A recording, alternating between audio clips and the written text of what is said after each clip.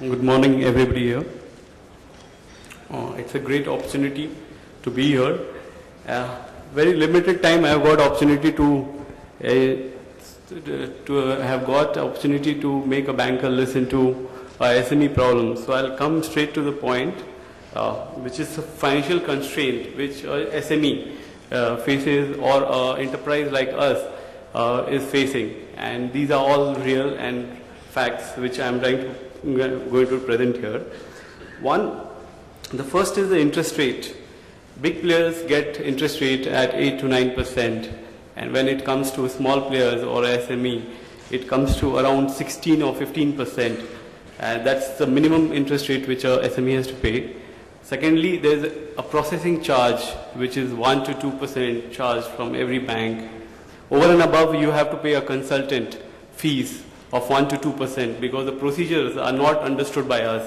Okay, it comes with only experience, and these consultants have that experience. So ideally, when you get a loan, it is not less than 18 to 20% which comes into your hand, which is very high compared to any corporate company which is getting at 8 to 9%.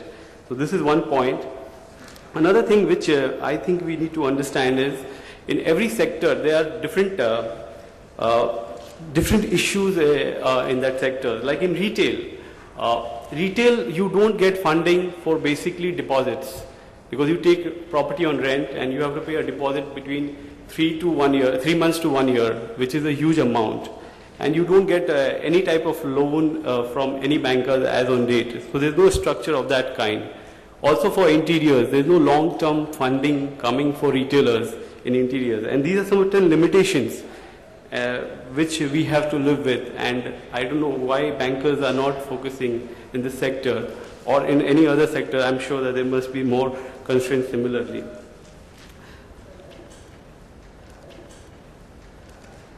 There has to be a guideline for funding for retail industry. So because deposit, because of interior, and because of entrepreneur contribution which has to be brought in, the contribution to develop this business is more than 60%, which our entrepreneur has to get. So you get a funding of hardly 30 to 40%.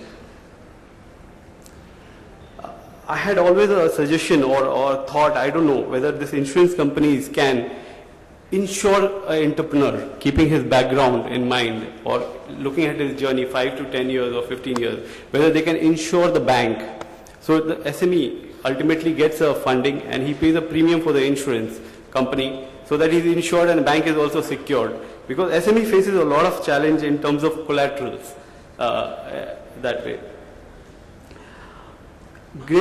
Another thing which I am coming across is SME, when you open a company and when you are just first year of business or 2 years of business, what we do is we compare the overall ratio, and all the analysis is done with a matured company. Let me give you an example. A 1-year kid will not run at the same speed which a 15-year kid is running. So he is going to fall. He needs a different hand holding altogether. So a company which is below 3 years needs a different guidelines altogether compared to any company which is 15 years or 20 years. By then you have graduated, you have put your learning curves into place, you have graduated, all your ratios are set. Ideally, what happens is bankers from day one wants all the ratios to be right. Please understand, if all the ratios would have been right, then we would have not been SMEs. We would have been corporates by then. So yes, we have to graduate that, and that bridging is not happening. From day one, expectation from the banker is your ratio has to be right, and you cannot fall. Even if you have taken the birth, this is your first year, you have to start running at the speed where another company is running at XYZ. Another thing which I am facing personally is capital market. See, once you've grown to a turnover of 100 crores odd, every company has a dream to go for an IPO. The moment you try to go for an IPO, the large IPOs are appreciated. The merchant banker is very keen to have a big size IPO which is 400, 500 crores. So where is the SME again? SME cannot have that big size. We will, if any SME wants to come with an IPO of 50 crore to 100 crore, the cost of that is very, very high. And no merchant banker is really interested in getting in that size of IPO. And there I think some bankers who have been there with that particular SME or that particular company has to handhold and bridge that IPO accordingly, which I'm like SBI and a few more bankers are doing this, but still they are also looking at a large IPO size. Another thing which I feel is, see, when you're making a company and in the journey of the company, you have to do a lot of research, a lot of investment in IT, a lot of investment in warehousing, a lot of investment in technology. The moment you start investing this, your balance sheet doesn't talk positive. So, because these are long-term investment and it requires high capital. The moment you start deploying capital there, your balance sheet starts going negative. And handling that is a big challenge, that you want all the system, all the things in process, you want the professional management, but it is very difficult to put in this type of money and still maintain the balance sheet in a positive flow. So this has to be understood by the bankers. This type of, if a banker wants to see that everything needs to be transparent, system, technology, everything, there has to be a separate funding for all this, which has to come in. Another thing is limitation of a new promoter to organize security and collateral. If you are doing only one business, like the Loot, we have only one company, the Loot. We have been always asked to either bring promoter's contribution. Now, if I have only one business and I am only taking salary from the same company, I don't know how to increase my promoter's contribution.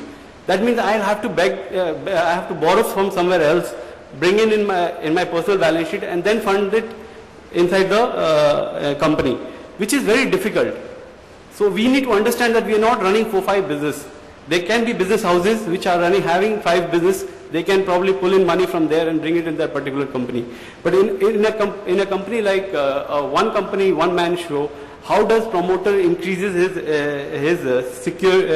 collaterals and security is a big question. How does he increases his equity participation, which is always asked by the bankers.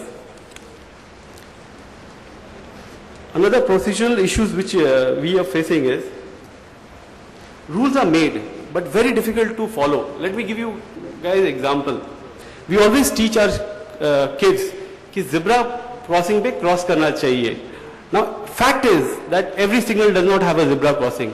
So what are we teaching the kids? And reality is very different.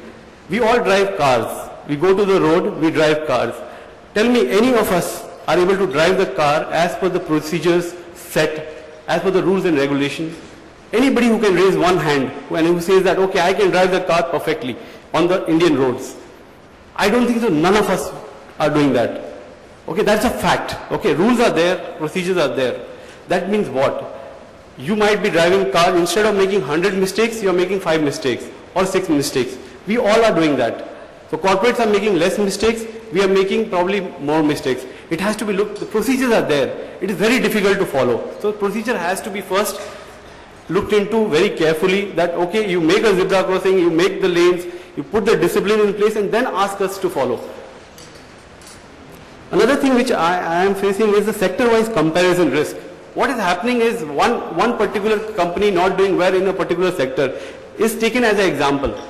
But that example is not taken in the old industry. Like if Ambassador car is not doing well because of whatever reason, that doesn't mean other auto companies are not doing well. So in new sectors, what happens is, if there is a few failures, in retail it has happened like X, Y, Z companies have failed. Now that is the first thing we have to answer, why they have failed. Now it is not, in every sector there will be X failure. Like if you are running a company, you will realize that out of 100 people, 10 people would be extremely well performed, and approximately 10 people will not be performing in the company. And they need to you need to throw them out of the system and get a new set of people. And you keep improving on that. Similarly, in the same sector, there will always be failures, and there will be always success in the same sector. So we need to be looked, not sector specific, but I think company specific, because Indian scenarios are very different. Another thing which is affecting us very, very badly is deviations are happening at the top level. Most of the deviations